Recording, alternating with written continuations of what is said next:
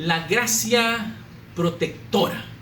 Es importante entender cómo el Señor llega a nuestra vida y cómo nosotros podemos acercarnos a Él de una manera muy confiada.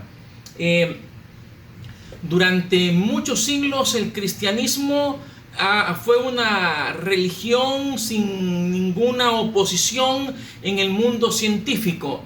Pero ya en la época moderna, a partir del siglo XVIII, especialmente el XIX y XX, comenzó a haber oposición. Y uno de los problemas más serios se dio en la ciencia, cuando los hombres de ciencia comenzaron con una idea, con un pensamiento, con una cosmovisión del Señor, pero era una cosmovisión deísta. ¿Qué es eso de deísta? Los deístas creen de que Dios existe, pero que Dios no se mete con el hombre. Uno de los puntos más quizás sobresalientes de los deístas es que ellos no creen en la Biblia. O sea, ellos creen que Dios creó el mundo. Hombres famosos como Albert Einstein y otros científicos físicos creen que Dios hizo el mundo, que hizo las reglas que rigen el universo. Pero cuando Dios hace al mundo, entonces Dios se olvida de ese mundo o de esa creación que Él tiene. O sea, los deístas creen que Dios existe, pero que no se meten con el hombre. O sea, no creen en un Dios personal. Y ese es el problema con la Biblia. ¿Por qué la Biblia presenta a un Dios personal? A un Dios que llega, a un Dios que muere en la cruz, a un Dios que hace milagros. Y los deístas no creen en eso. Ellos simplemente creen que Dios hizo este mundo y que lo dejó para que nosotros viviéramos como nosotros quisiéramos. Pero del deísmo al naturalismo, que el naturalismo viene y destruye completamente a Dios, hubo solo un pequeño paso. Por eso hoy en día el mundo científico está separado completamente del Señor. Y los que creen en Dios son deístas. Así que dicen, a Dios no le interesa el ser humano. El deísmo despersonaliza a Dios y el naturalismo mató a Dios. Y el hombre sin Dios, hermano, el hombre sin Dios no tiene ninguna esperanza. Los israelitas, ayer hablamos un poco sobre cómo Israel llegó a Canaán. Hoy vamos a hablar, quizás como que fuéramos para atrás, ¿verdad? Vamos a hablar de cómo Israel salió de Egipto rumbo a Canaán. Los israelitas más o menos vivieron 4 siglos en Egipto, en una tierra politeísta. Los egipcios eran politeístas, tenían muchos dioses. Y pues aquella mentalidad politeísta se metió en la cabeza de los israelitas. Un asunto bastante difícil, bastante complicado, porque los israelitas descendientes de Abraham, de Isaac y de Jacob eran monoteístas, o sea, creían en un solo Dios. Pero los egipcios, de una u otra manera, aquella cultura por 4 siglos se metió en la mente y en el corazón de los israelitas. Sucedió que cuando Dios se presenta a Moisés, que lo vimos que en las primeras noches mencionamos un poco sobre esto, cuando Dios se le presenta a Moisés, Moisés le pregunta, Señor, y cuando los hijos de Israel me pregunten qué Dios me mandó, ¿quién les diré? La pregunta de Moisés era válida y quizás en algún contexto no es entendible, pero en el contexto politeísta de los egipcios sí es entendible. O sea, de todos los dioses, ¿cuál Dios es el que los va a rescatar? Y entonces el Señor le dice, es que todos esos dioses son de mentira. Yo soy el que soy, le dijo el Señor a Moisés. Les dirá, yo soy, me ha enviado. No necesitan un Dios para el agua, un Dios para el Nilo, un Dios. Yo soy todo. Soy la esperanza. Dios es el único camino. No hay muchos caminos. Tristemente el hombre moderno se ha ido por tantos caminos, hermanos, no solo de creencias religiosas, cosmovisiones, sino filosofía y hasta materializándose completamente y olvidándose de Dios. Es impresionante. Es más, voy a explicarles algo. Saben que algo muy curioso, la sociedad salvadoreña, aquí en El Salvador, hablo de mi país, según un estudio sobre prácticas religiosas, se dice que el 90% de los salvadoreños somos cristianos. O sea, somos monoteístas cristianos. El 90%. El otro 10% hay algunos musulmanes, algunos que practican otra religión y unos cuantos ateos. Lo increíble es que en un país donde el 90% somos cristianos, estamos considerados entre los países más violentos del mundo.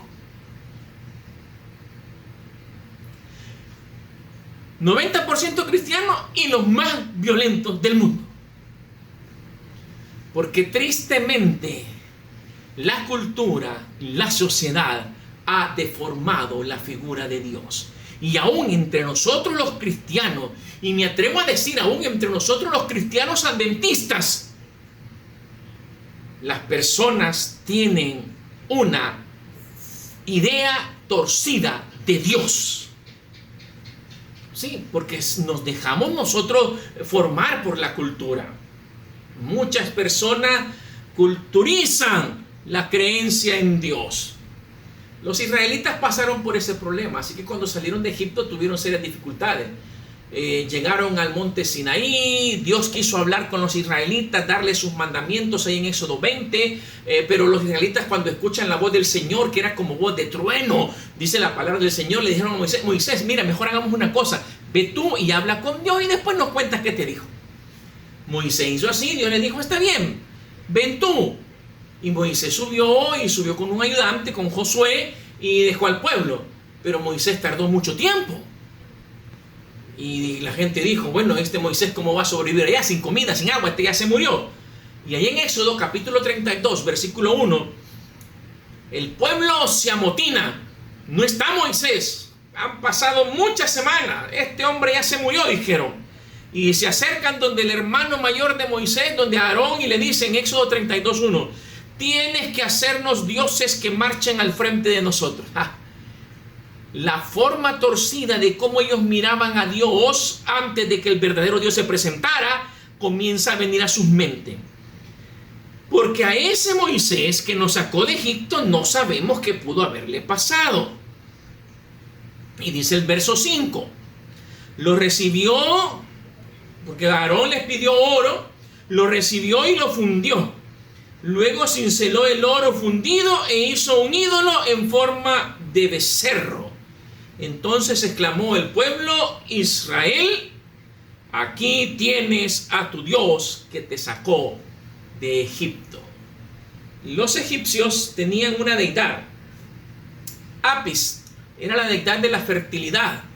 Y Apis tenía una cabeza de toro, de becerro.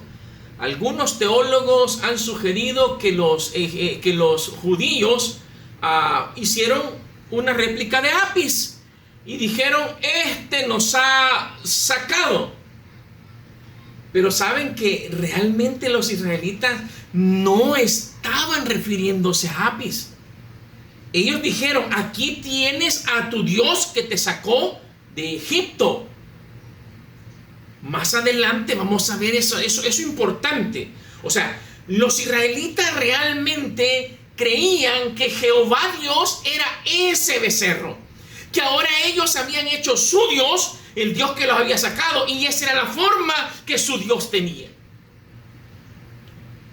Sí, suena extraño, pero no es extraño cuando vemos hoy en día cómo somos los cristianos. Cuando, en primer lugar, de forma particular decimos, es que yo creo que así deben hacerse las cosas. Yo pienso que así son las cosas. Yo creo que así deberían ser. El pastor no tiene idea, el predicador no tiene idea, es así. Y aunque se le presente en la Biblia, se dice, así creo yo. Les voy a dar un ejemplo. Por ejemplo, con la observancia del sábado.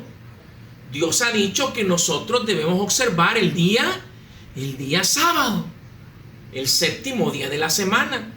Lo creó allá en la primera semana de la creación, ahí lo estableció, lo reafirmó en los mandamientos, está en la Biblia, no hay ninguna confusión en la Biblia, pero viene el ser humano y dice, no es el sábado, es el domingo. Y por otro lado, otros se van a un extremo mucho mayor y dicen, no, cualquier día puede ser. Una vez alguien me preguntó, hermano, ¿y por qué Dios pidió que se guardara el sábado?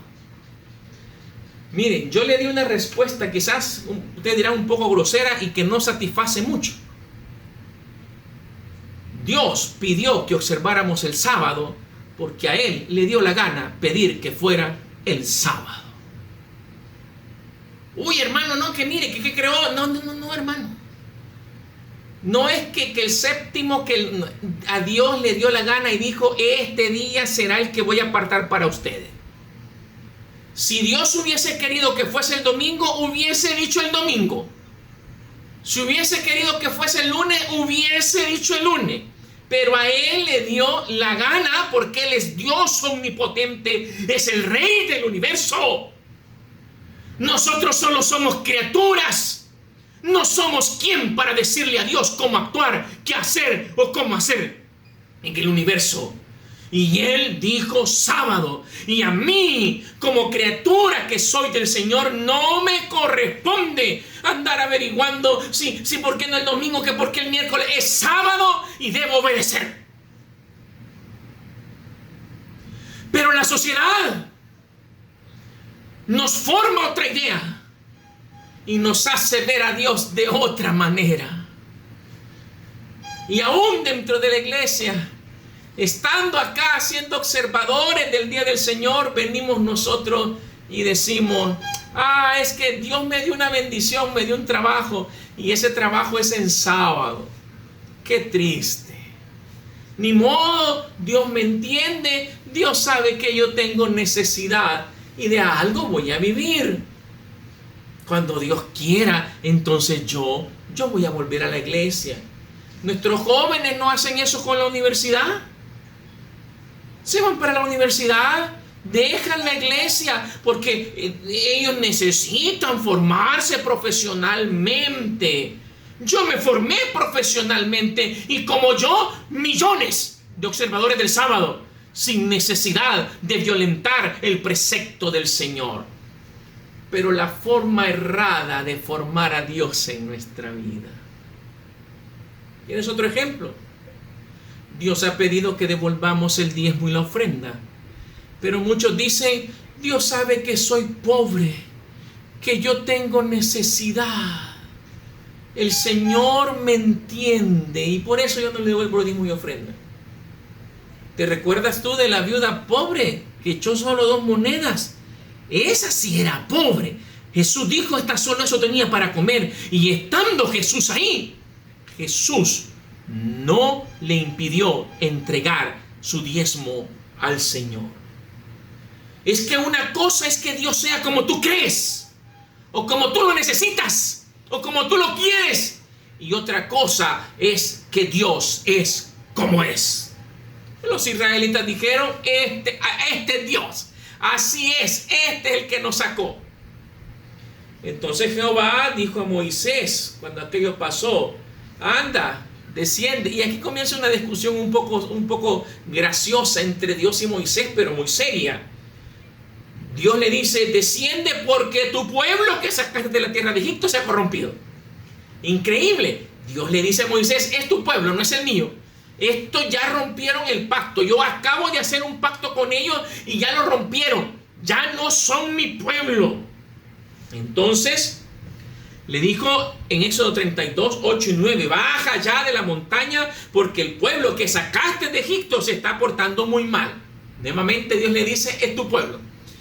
Que pronto se han olvidado de obedecerme. Han fabricado un toro de oro y lo están adorando. Le han ofrecido sacrificios y dicen que ese toro soy yo y que lo sacó de Egipto. ¿Ven ustedes cuál es el problema? O sea, los israelitas no decían que era uno de los dioses egipcios. Decían que era su Dios, adorado a su manera. Los he estado observando y le he dado cuenta, y me he dado cuenta de que son muy tercos. No nos formemos a Dios a nuestra manera. Tenemos que buscar en la Biblia la voluntad del Señor. Tenemos que dirigirnos a través de la palabra del Señor para formar nuestros hábitos, para guiar nuestra vida. Y Dios le dijo algo a Moisés, porque Moisés era una persona que amaba a su pueblo. Verso 10, y tú no te metas, porque yo voy a descargar mi ira sobre ellos y los voy a destruir, pero de ti haré una gran nación. Moisés, no te preocupes, a esto lo destruyo, pero contigo tengo un pacto y contigo yo voy a hacer. Y Dios lo hubiese hecho, hermano. Dios hubiese podido destruir a los israelitas y con Moisés hacer una nueva nación grande que le obedeciera.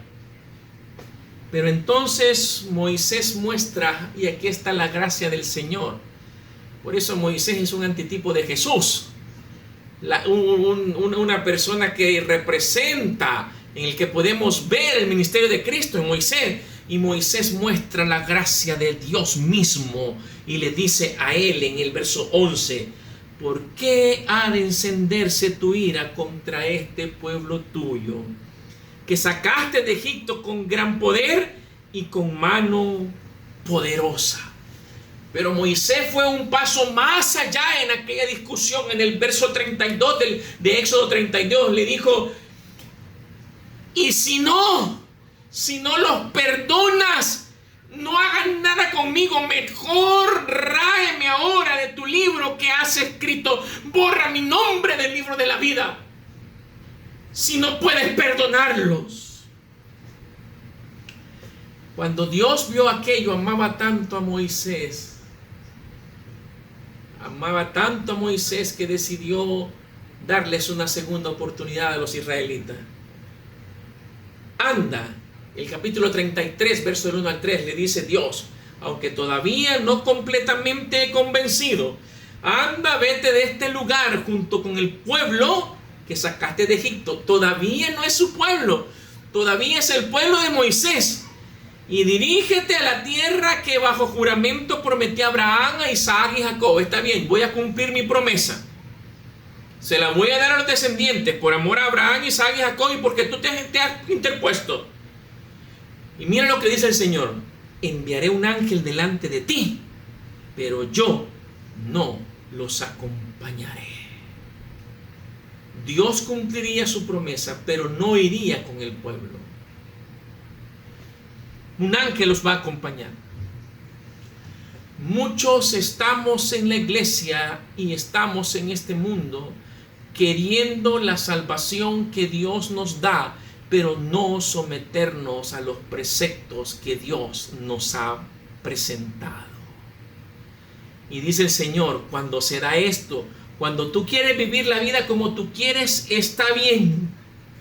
Quizás habrá bendición, pero mi presencia no estará con ustedes. Y entonces Moisés le respondió: y eso es lo que tú tienes que hacer esta noche, mi amigo, mi hermano. Tú no puedes seguir solo en este mundo. Ayer hablamos de eso. Tú no puedes seguir solo en esta vida, mi querido amigo. Tú debes aferrarte al Señor. Jacob lo hizo, se aferró al Señor. Tú debes llegar con fe como llegó el leproso. Tú debes aceptar la salvación como lo hizo Rahab. Tú debes venir a los brazos de Cristo Jesús. Estamos finalizando casi esta campaña. Hoy ya es jueves, solo nos queda mañana viernes y el sábado es el día para poderse entregar en bautismo. Por eso tú no puedes seguir solo. El Señor quiere hacer grandes milagros contigo, te hará entrar en la tierra prometida. Pero tú debes ser como Moisés, y Moisés le dijo en el verso 15 de Éxodo 33: si tu presencia no va conmigo, si tu presencia no va con nosotros, no nos saques de aquí. Si tu presencia no va conmigo, Señor, Cuando nosotros nos bautizamos, entablamos una relación salvadora con el Señor. Lo he mencionado noches anteriores. La gracia nos regala, Dios nos regala la salvación y esa es la gracia. Pero una vez que la gracia ha venido a nosotros y está en nosotros, nosotros comenzamos a obedecer al Señor, porque la presencia del Señor va con nosotros. El apóstol Pablo dijo en una ocasión: ya no vivo yo, ahora vive Cristo, Cristo en mí. En el libro de Apocalipsis, el capítulo 3 y versículo 20 dice: he aquí yo estoy a la puerta y llamo. Jesús toca la puerta. Si alguno oye mi voz y abre la puerta, ¿qué va a hacer el Señor? Entraré a Él y cenaré con Él y Él conmigo. Imagínate tú cómo es el asunto. Tu corazón, mi corazón es como una casa. Allá estamos nosotros. Ese es un desorden, porque allá hay pleitos, allá hay disensiones, allá hay problemas, allá hay dificultades. Ah, mi hermano, nada bueno hay en nosotros. Es un desorden. Llega Jesús, toca la puerta.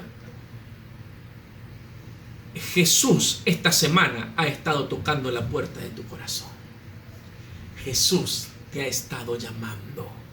Si alguno oye mi voz, pero no solo se trata de oír, y abre la puerta, aceptas a Jesús como tu Salvador y te entregas a Él en el bautismo. Dice que cuando le abrimos la puerta, entonces Él entra. Mira cómo dice: entraré a Él y cenaré con Él y Él conmigo. Jesús llega con un banquete. ¿Sabes que lo primero que Jesús hace es poner orden en la casa? Así lo describió en una ocasión Él, cuando habló de un espíritu inmundo. Lo que Jesús hace es llegar y nosotros con pena. No sé si te ha pasado a ti cuando tienes la casa patas arriba, hecho un desorden y llegan visitas. Qué pena, ¿verdad? La gente tocando: ya voy, y arreglen y recojan esto, y corriendo todo el mundo y brincando, y la gente, y ya abrimos. Y a veces nos pasa así. Tenemos tan desordenado el corazón, hay tanto desorden en él, que no queremos abrirle a Jesús. Pero a Jesús no le interesa entrar en un corazón ordenado, porque jamás tú lo podrás ordenar. Él va a entrar, se va a poner, va a agarrar la escoba, va a arreglar los muebles de la sala, va a barrer, va a limpiar, va a entrar a la cocina a tirar la basura. Él lleva provisiones, Él comienza a cocinar, prepara una rica cena. Entraré a Él. Y mira, Jesús no llega a regañarte, Jesús no llega a maldecirte, Jesús llega a entablar amistad contigo y cenaré con Él. Jesús llega a comer contigo, porque Jesús quiere abrazarte, Jesús quiere ser tu amigo. Había preguntado a veces: ¿por qué la Biblia no dijo y voy a desayunar con Él o voy a almorzar con Él? A veces sucede de que en el desayuno salimos tan temprano de nuestra casa que no comemos con nuestra familia. El almuerzo lo hacemos allá en el trabajo, pero la cena, en la cena tenemos tiempo. Aprovecha las cenas para estar con tu familia. Especialmente ustedes, hermanos, que viven en Estados Unidos, una nación donde se corre. Ten tiempo para tus hijos en la cena. Apaga el televisor, quita las tablets, los teléfonos, siéntense, véanse las caras. Hoy están en la mesa, si acaso a la fuerza, y están así, ni se ven las caras. Aprovecha. Jesús dice: entraré a Él y cenaré con Él y Él conmigo. Porque lo que Él quiere es entablar una amistad tan grande que Moisés le dijo al Señor: si tú no vas con nosotros, si no nos acompaña, mejor déjanos morir aquí. Pero queremos tu presencia en nuestra vida, porque tu gracia nos protege, porque tu gracia nos ayuda. Ese día el Señor se le presentó a Moisés. Moisés pudo ver su espalda apenas en Éxodo 34, 6 y 7, y mira la descripción que hace Moisés del Señor. Y pasando Jehová por delante de él, proclamó: Jehová, Jehová, fuerte. Y mira que dice: misericordioso y piadoso, tardo para la ira y grande en misericordia, otra vez misericordioso y verdad, que guarda misericordia, otra vez misericordioso a millares, que perdona la iniquidad, la rebelión y el pecado. Eso es lo que el Señor quiere hacer contigo. Él quiere perdonar tu rebelión, tu iniquidad, tu pecado, lo quiere borrar. Venid a mí, dice el Señor, y estemos a cuenta. Si vuestros pecados fuesen como la grana, como la nieve, serán emblanquecidos. Y si fuesen rojos como el carmesí, vendrán a ser como blanca lana. Pero vengan, el Señor te ofrece el mejor negocio de tu vida. Él quiere que tú le des tu corazón, ese corazón pecaminoso, ese corazón arruinado, ese corazón malvado, ese corazón ruin. Y Él te lo cambiará por uno nuevo, sin costo, sin cargo alguno. Es free, hermano, es free. Es gratis. Solo tienes que abrazar al Señor. Porque el Señor es misericordioso, misericordioso, misericordioso.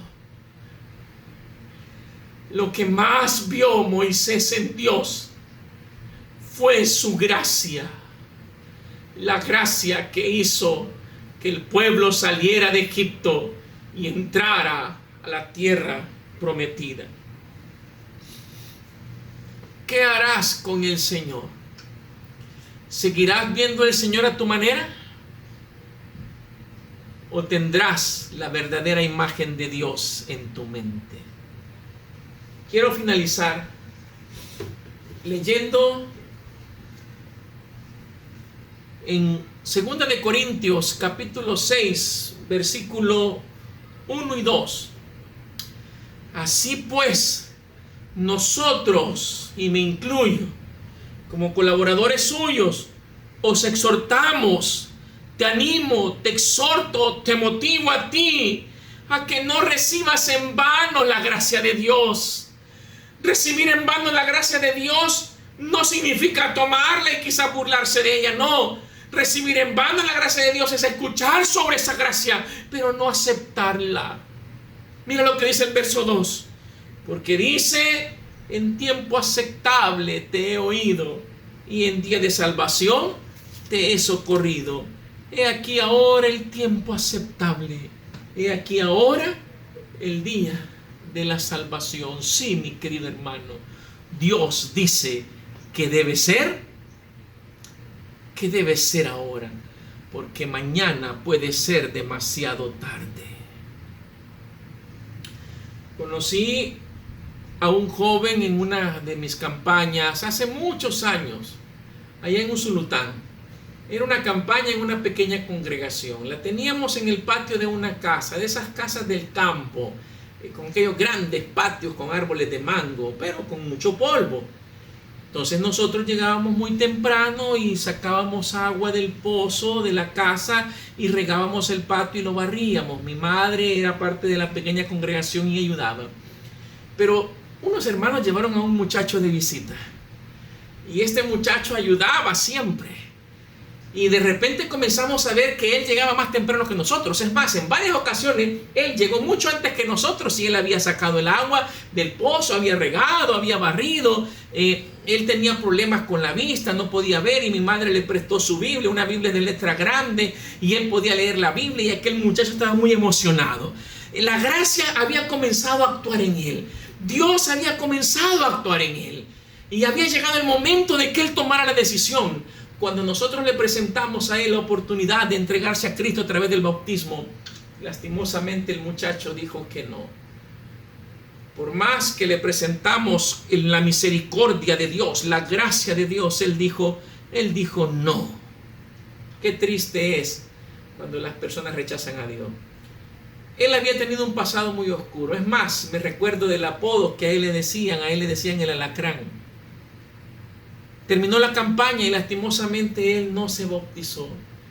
Terminamos nosotros con la esperanza de que en algún momento más adelante él se entregaría a Cristo. Nuestros hermanos seguirían con él. Nunca lo olvidaré, hermanos. Fue un sábado de tarde.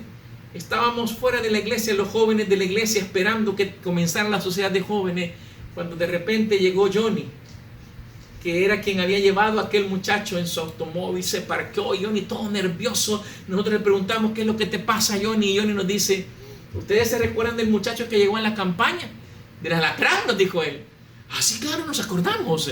¿Qué pasó? ¿Ya tomó la decisión de bautizarse? Y Johnny, muy triste, nos dice: no. Andaba este día en San Miguel, una ciudad cerca de Usulután, con su patrón, y estaba descargando, no sé si cargando o descargando un camión de arroz. Él cargaba bultos, y a su patrón lo asaltaron, y los ladrones andaban arma y el patrón andaba arma, y se agarraron a balazos, y al alacrán, al muchacho que había llegado a la campaña, lo mataron. Qué triste es, habiendo tenido la oportunidad, no haberla aceptado. La gracia de Dios nos protege. Tú podrás pensar: es que yo creo que debe ser así, debe ser más adelante, debe ser después. Dios dice hoy. Tú dices: no, es que primero debo de cambiar, debo ser bueno. Dios dice: no puedes. Sin mí no puedes hacerlo. Ven hoy. Ven como estás. Entrégate así como estás. Yo te recibo. Dame tu vida. Yo te la voy a cambiar.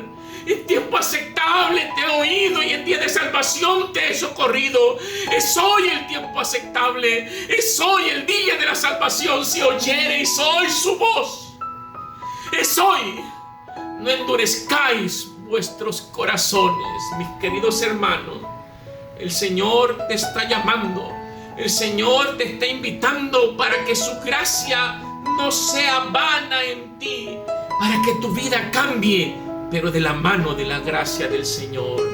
Yo te invito a que tú puedas marcar esos teléfonos que te han dado, que puedas ponerte en contacto con las personas que te han invitado a esta campaña, con quien te envió el link. Ponte en contacto si no hayas con quién, y dile: yo quiero cambiar mi vida, quiero que Dios cambie mi vida, yo quiero entregar mi vida al Señor, yo quiero bautizarme. Nuestros hermanos allá en Maryland bautizarán en su iglesia, pero si tú vives en México, tú vives en El Salvador, busca a alguien y entrégate este día, entrégate el sábado al Señor a través del bautismo. Toma tu decisión, cambia, abraza la gracia de Cristo Jesús. Venid a mí, dice el Señor, los que estéis fatigados y cargados, y yo os haré descansar. Oraré por ti para que el Señor te ayude.